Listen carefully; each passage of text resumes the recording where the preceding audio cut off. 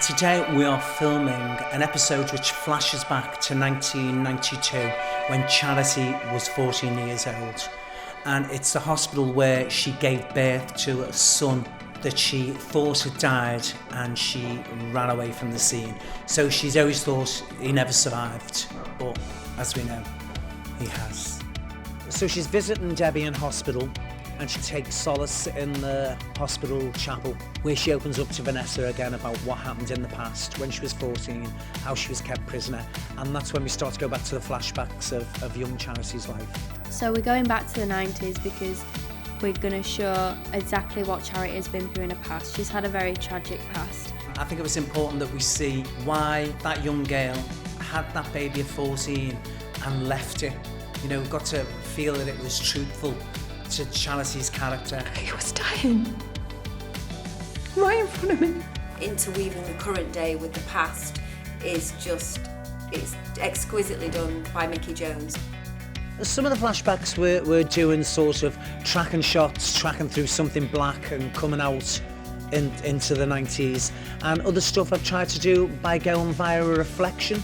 I walked up to the window and I just put my hand up and I watched the young Charity.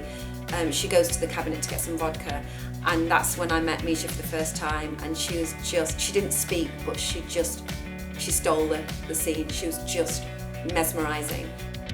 In some of the scenes, Charity, she sees me. It's sort of like an imaginary friend. So she's seeing me, but I'm not really there. So there was some scenes where she was in the modern day, but she was looking across at me. So to get that split, we have both had to be in the same scene, which was really bizarre, but I think it worked really well. It's going to look awesome.